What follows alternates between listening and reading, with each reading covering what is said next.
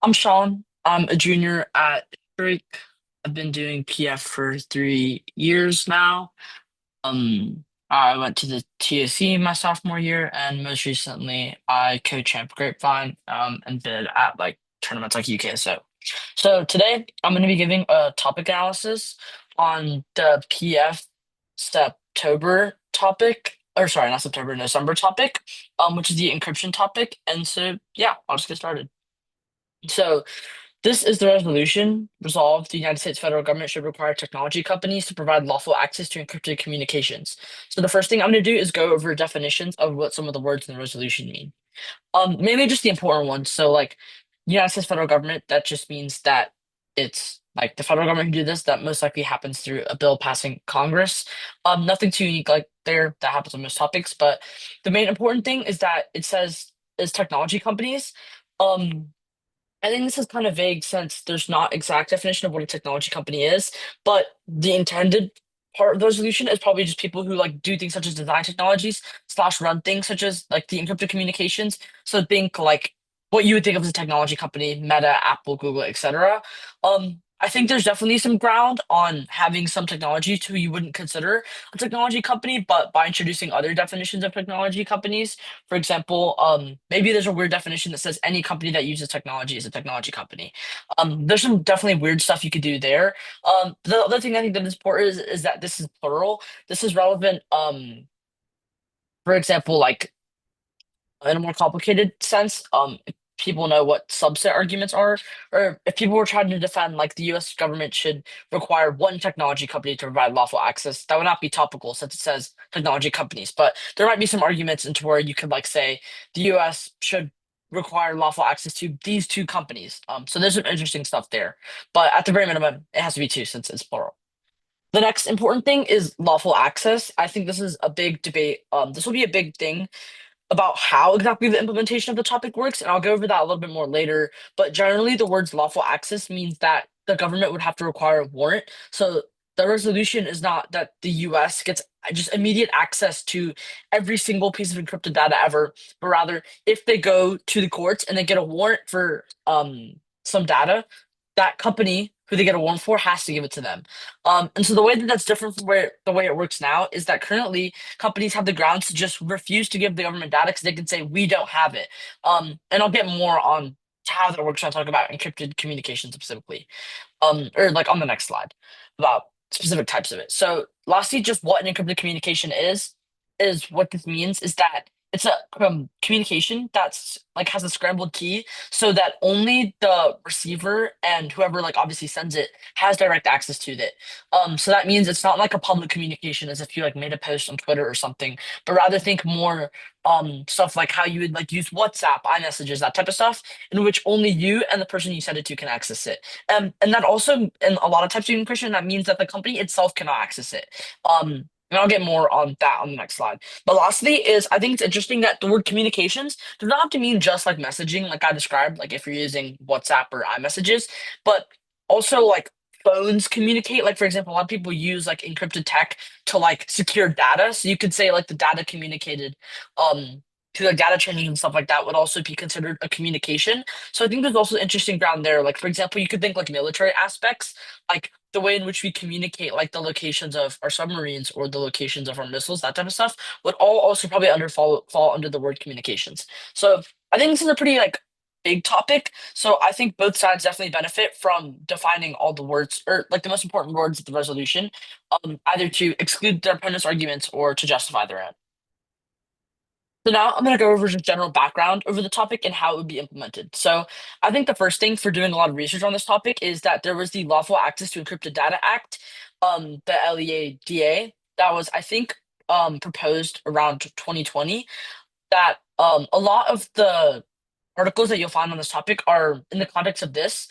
And I think that we could assume that the way in which this was going to be passed is the most likely way in which the affirmative will be passed because this is probably the thing that was this act was basically almost verbatim what the topic is, except it was like encrypted data in general, not communications. But like I already explained, data kind of falls under that communications thing. So another common thing that you'll see on this topic is there was And this is where a lot of app justifications for argument was, is there was a case in 2016 in which the FBI got a warrant for from Apple to search through someone's phone that was like involved in a shooting. But Apple refused because they said we don't have access to the data. And that was a big thing because people were like, the FBI has like fought really hard to sort of get access to this encrypted communications, to like, solves a lot of crimes. And I'll go into specific more things, but even just general like criminal activity like that, like terrorism, cartels, that type of stuff. Whereas this is like a bigger case. There's also more recent things where like in the UK, they've requested access to like Apple's data, and Apple's has refused. Um, so that kind of goes to the thing is that companies are not forced to give the data, even if the US has a warrant, because the way that the encrypted data works is that even the company itself cannot access it. That's more commonly known as end-to-end encryption, which is here where it's only the sender and the receiver have direct access. And that's what most companies use now, and it's probably the most secure form of encryption, and the most up to date. And so that's how they have the sort of ground to, tell the government, no, we can't send you the data because we don't have it. That's where these things called backdoors come in. How the affirmative would most likely be implemented is that each company would require to build have a sort of backdoor into their systems, which basically means that they have like a secret key that they can use to access data from anything. Um, and so then the data wouldn't be so like really, it wouldn't be end-to-end encryption because whoever a company runs it, they have a way to access the data on their own through like their backdoor, which is like their own encryption key. The last thing I think it's important is to understand like encryption globally. So countries, China and Russia have like basically what the affirmative would be, whereas they have like unrestricted access to encrypted data. Um, the other thing that's more important is a lot of like European countries, like the UK and a lot of the EU, have been sort of testing the waters on encryption. So they passed certain policies that are similar to the affirmative, but not like a full kind of not as much as China and Russia. That's like indicated by these are yellow and then those are red. And then like the US has like really no standards where companies like Apple can just say no, we don't want to send you our data. The last thing I think it's important is the Snowden leaks. This is a lot of thing that you'll see. Basically, what happened is this guy, I think his name was Edward Snowden. He just, I think this was like around 2011. Um, he just leaked information that the government itself, namely the NSA, the National Security Agency, had been sort of doing the sort of backdoors thing and having hidden vulnerabilities in a lot of like tech companies and doing it secretly, creating a lot of backdoors, which made it so that a lot of like data could get leaked and people could hack it. And so he sort of like leaked all this information. And that's important because for a lot of arguments, because it shows one, like alternative pathways that the government can do right now to access encrypted data, but also two, it kind of demonstrates a lot of like the mistrust and like privacy concerns that happened with sort of the government getting access to encrypted data. So now I'm gonna go over general AF arguments. But before I do that, I want to talk about some just considerations when you're making your AF arguments. The first is I think that you should define like what the implementation of your app would be, to get out of a lot of common neg arguments. So I think there are two main things here. The first is the front door versus the back door. So like I explained earlier, a back door is sort of like a hidden access that only the company has, whereas a front door is a little bit of the opposite. The front door would be more public.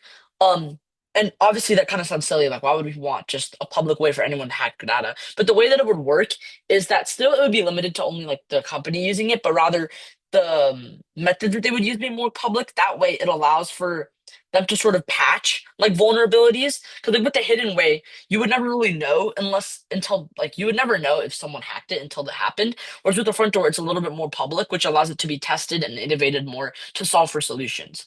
The other thing is split key access. This is, I think, a more niche area of the topic, but this basically just refers to the way in which you could do encryption to where not a single person would have it. So, in the context of the affirmative, it would most likely be that the government has half of the key and then like the company has half of the key. And only when both of them bring the keys together can they access something, which would theoretically prevent individual actors themselves from getting it. But you'll also find like, and I'll talk about this more when I get on the neck. You'll find a lot of evidence that both of these would not really solve the issue of people just being able to find that hidden mechanism, anyways. Another thing is I think you should when clearing laugh arguments, I think that people should steer away from just like citing the FBI directly. Obviously there's like a little bit of like bias. Like, okay, the FBI is obviously going to want access to everyone's data, and I think that this would become a key issue in debates. Like, then again, if there are certain things that maybe you want to demonstrate, That's fine. And maybe even in something like your lay rounds, it might be okay to cite the FBI, but I think just generally in like technical rounds, you should probably steer away from it. Um, and then the last thing is that you should spike out that other method solve, and I'll talk about this again when I talk about the NAG arguments. But the main ones are just like lawful hacking and metadata. I'll explain these quickly now. Lawful hacking just kind of refers to like when I went over here when I talk about the 2016 versus the Apple case. Once Apple said no, the FBI hired a private contractor to sort of hack the phone for them, and they did. Um, so that's what kind of lawful hacking is where the government can just hire a private contractor to give it. It's just that the company themselves is not required to provide the data. And the other thing, metadata is just this is what's not encrypted. And this includes things such as like the location of a phone, like the time certain messages were sent, and then also like some user data, which means that even if the government can't see the messages themselves, they might be able to get a lot of information from that alone. So 90%, and I would even be like maybe 95% of AF arguments are going to be the same kind of format, where it's like insert criminal group, use encrypted communications, and the affirmative would mean that the government can bind them. So examples of this are like terrorists, CSAM, which is like child sexual abuse material, so like child pornography, that type of stuff, like predators. And then lastly is like cartels. So the uniqueness would just be that these are high now, and they're backed up by encryption, which prevents the government from finding them. However, the affirmative would solve that. I think with these, the main thing is that your evidence should be hyper specific. Because obviously there's like a lot of all causes to supporting these things. So you need to have evidence that's just not just like encryption would combat them, or sorry, access to encryption would combat them. Rather, it should be like it's the silver bullet that just takes away these. More so in your technical rounds. Obviously, in like more lay rounds, you can talk about how just like reducing these is good. Um, the other thing is I think these are paired well. These F arguments are paired well, sorry, with like these sort of implementation things. So maybe you could find specific evidence that split key access would solve terrorism while also preventing benefit harms from the negative, which allows you to set up your arguments while also taking out a lot of theirs. So that's like what most F arguments are going to look like. And there's obviously there'll be like probably more specific ones in these general categories, but I would recommend that when you're cutting like your AF blocks, just to cut like some general stuff that's just like the affirmative would not help track down criminals. Mm. And then you can maybe have more specific stuff later. I'm looking at, or I see like questions. I'm just gonna answer this at the end because I want to make sure I get through everything first. So that's that. The next argument that I kind of like thought of, I haven't had much research on this, but that's like not part of the general category of F arguments. It would just be like an innovation argument. I think this could be good to preempt a lot of the neg arguments, which will be about like security and the economy, and I'll go over that later. Um, and I think the argument would just be that government oversight would help for innovation. So the government could work with these companies to innovate like cyber technology, like AI, that type of stuff in general. How that exactly would work, I think there's a lot of different approaches that you could go for it. You could say one that like government regulation is good to check things, I don't know, maybe such as like AGI, that type of stuff, or it could just be that the government would have a more um, I think another argument that you might see is that people would have to innovate new forms. This would be like an interesting AF argument, an AF angle that kind of would get out a lot of the neg arguments. Would be like encryption companies would have to innovate new stuff that is more secure, but also um like gives the government access, which I think would be an interesting argument because that would get around a lot of the neg arguments that like encryption is good. Because your argument would be the same thing, but the AF would make it better. I think it's an interesting angle. Um, but then just generally, you could have like either like a cybersecurity impact or like a hedge impact, which is just like tech race, tech innovation, that type of stuff. Now going on to the neg, where I think the ground is a lot more diverse and not kind of following those same arguments. So before that, some general considerations. First thing is I think the neg in most types of rounds should just generally making alternative solves type of arguments. Um, I think the only way this wouldn't be strategic is if like the AF team is speaking first and their cards are hyper specific. Then I think there's no point in bringing this up because they are already going to be able to like answer it. Unless you have hyper specific evidence on how it solves theirs. Um, but in cases in which the affirmative doesn't bring that up, I think this is strategic because it's probably just like a one line blip on one of your cards that like lawful hacking or metadata, which I already explained before, solve their arguments, and then it just takes them longer to answer, which creates a good time trade off. And then the other thing on the neg is I think that a lot of the turns case arguments are very strong, and I'll go over each of those on each individual argument. So the first and most common argument is the security argument. Um, the argument in general is just that when you create a backdoor, you can't control who gets to use it, right? It would be out there. There would be some flaw, some built-in flaw into encryption systems that's out there for people to discover. So that means that like rogue actors, like non-state actors, or like Russia or China, could then hack into our like even things such as like military data, for example. They could hack into it. Which would cause like lots of vulnerabilities in XYZ. So there's a lot of like military arguments. There's also like just cyber arguments. There's also like economy arguments, which I'll go for on like a separate slide.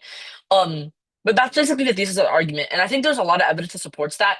That even specific things such as like front doors and split key access would not get it away because at the end of the day, like no matter how secure their like system is, there's at least some like staff just deliberately makes a vulnerability. Even if it's like trying to be super secure, it exists, and so someone will be able to find it. Um, some other arguments that are external to that is like it would be bad for cyber innovation. All this means is that like a lot of like ways in which they innovate, like protection to cybersecurity, is that having encryption.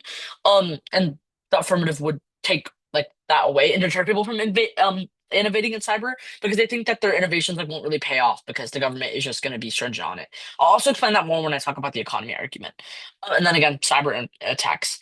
I think this would be good for like turning a lot of the crime arguments. Specifically, like I've been able to find a lot of stuff about how like these same vulnerabilities would just create new opportunities for like cartels and terrorists to like exploit vulnerabilities in the US's systems, which would probably hurt efforts to like combat them that the affirmative will talk about. So I think that's a pretty strategic argument, and it's pretty like stock. The next argument that I actually like is the economy argument. I think there are a lot of different links to this argument that you can cut and you can kind of just spam them and go for whichever one they don't respond to. So the first one is like this uncertainty argument that you see on like a lot of economy arguments, the reason why it like happens fast, etc. But there are kind of two levels to this.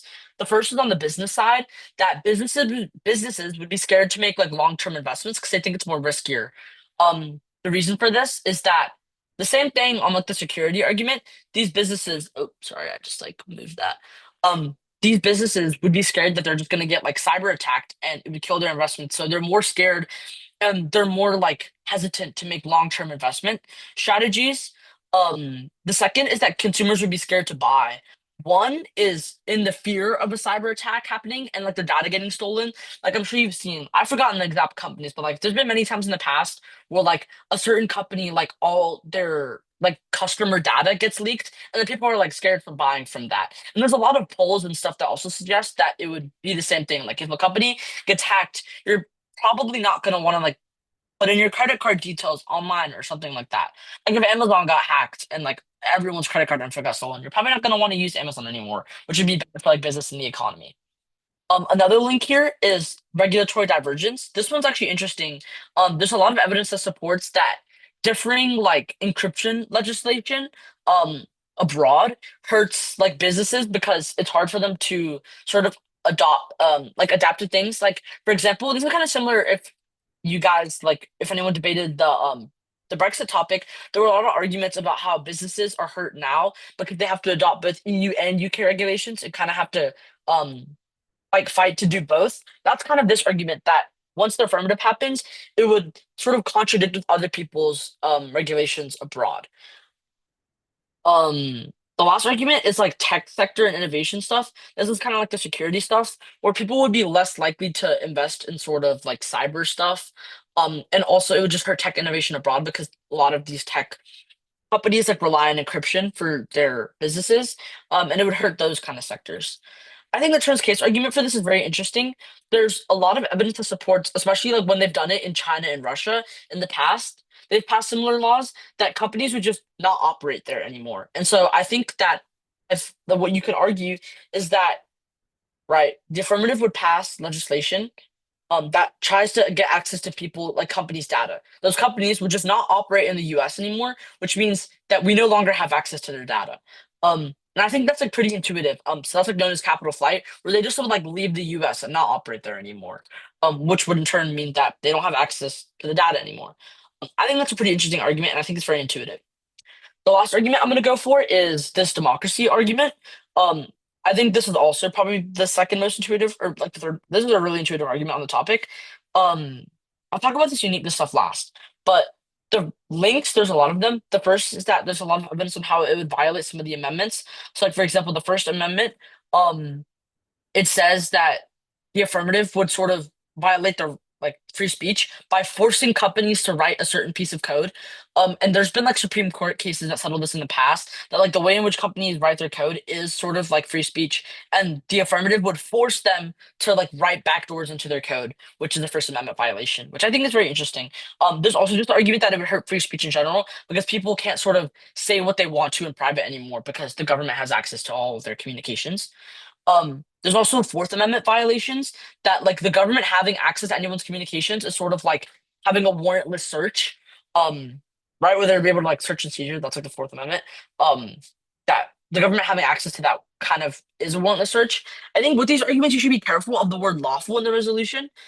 Because like for example, the on the Fourth Amendment one, like we established earlier, the most likely implementation is that the government would have to get a court order first, which like would be a warrant, so that maybe that link wouldn't apply. And you could also find arguments about why maybe it would like amend the Constitution to sort of make clarifications. So I think if you're reading a democracy argument, you should also maybe have arguments hidden, like if the affirmative requires us to amend the Constitution, that's bad. I think there's definitely arguments that it would like set a precedent for Trump to kind of just go rampant and start changing and violating certain things that he would want to. The last argument is just that it violates privacy. That's kind of like the First Amendment thing. Like the government would just be able to spy and like surveil people. The Terrence case arguments I think are interesting. The first that I've seen people like talk about is like a court clock sort of argument. Like not only would like the companies themselves who want this encryption like sue, and probably it would make it to like it would make like sue and like even like maybe even make it to like the Supreme Court. But also just individual people whose like privacy is violated will also sue, which would probably cause like court clog, which means that there's just like so many cases that the court can't pass the warrants and like orders for the ones that actually matter. And another thing is that there's potential that the Supreme Court would like override it, or it would take a long time and it would be like stuck with negotiations in the Supreme Court because there's evidence that like the Supreme Court is like very stringent on like violations of the First Amendment specifically. So they would likely oppose the affirmative. The biggest issue I think with this argument is like the uniqueness. I think it's kind of hard to find something that says like constitutional protections are high now because there have been a lot of instances where Trump has kind of like walked a red line. Um, but I think if you can find that, this argument could be good. Um, so yeah, I think that's like the probably the biggest issue with this argument, but I think the rest is fine. Yeah, so that's the end of like the stuff I had prepared. I'll now look at um questions here. Let me see. Okay, yeah. First question, if the government can hire private investigators, then why not they just do that to solve? Yeah, I think that's a good argument. Um, your off argument should have reasons why those private investigators are not enough. So, for example, you could probably just say one, it would take a long, it might take a long time for them to like actually hack into those like phones or whatever. Whereas if the affirmative passed, they would just be able to ask the company and they instantly get it. Um, it also might be sometimes it's like hard to hack.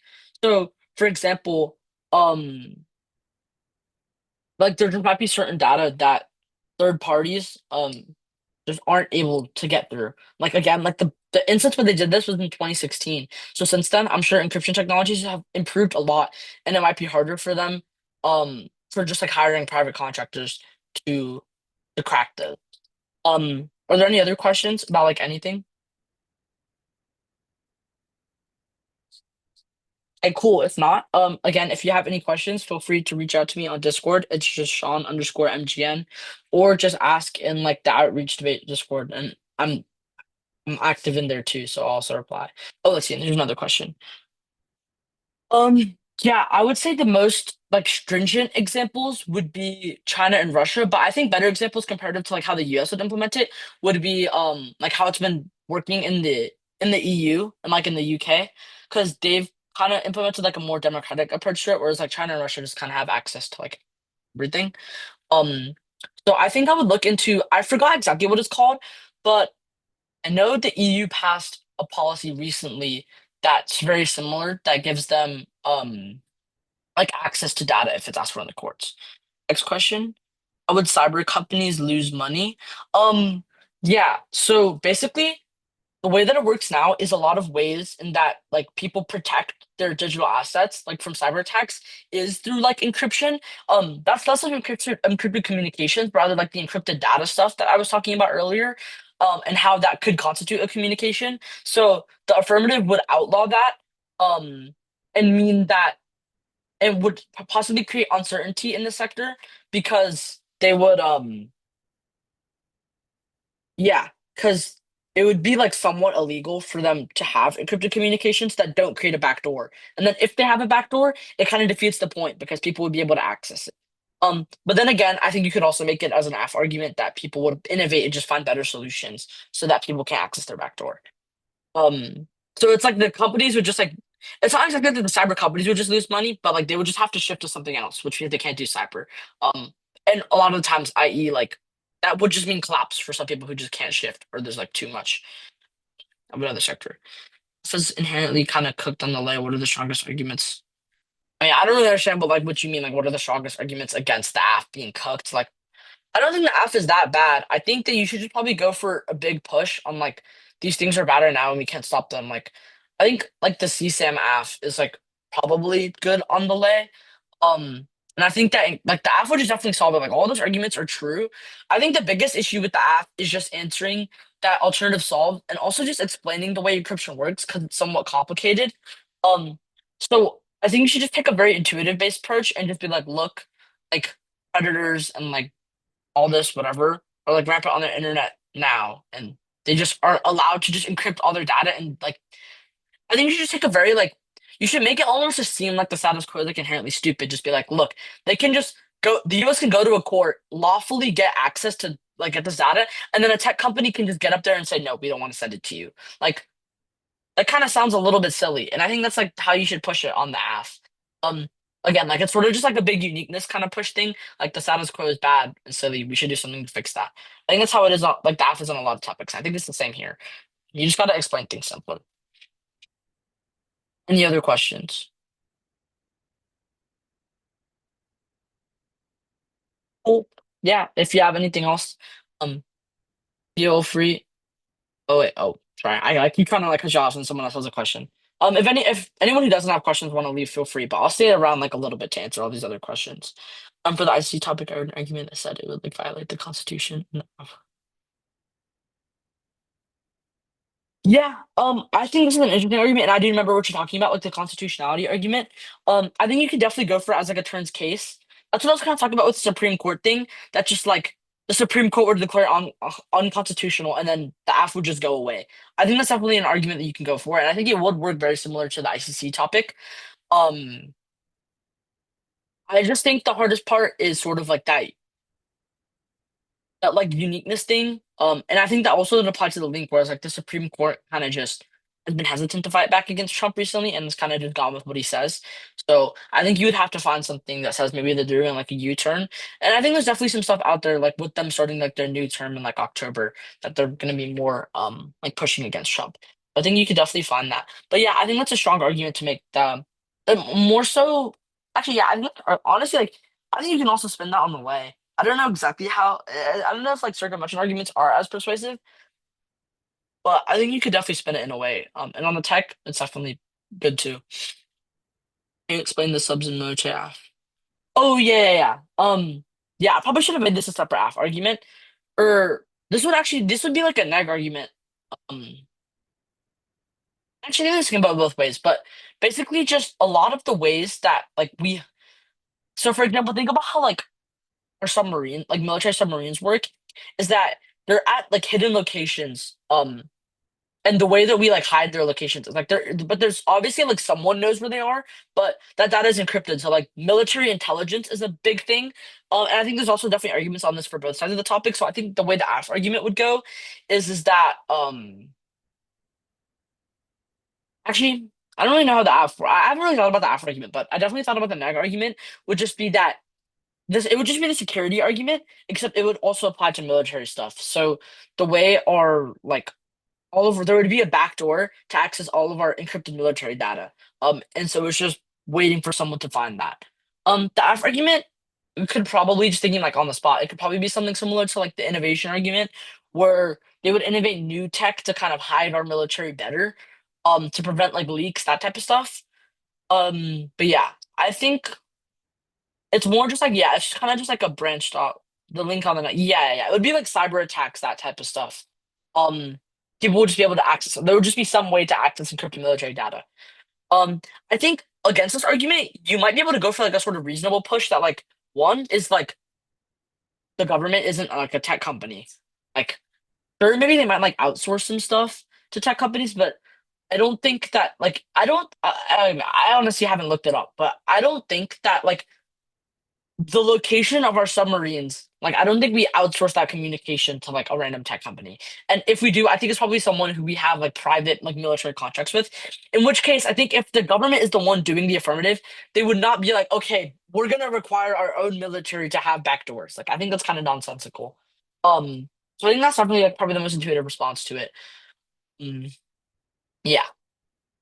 Anyone has any other questions? I'll just kind of like stay just in case.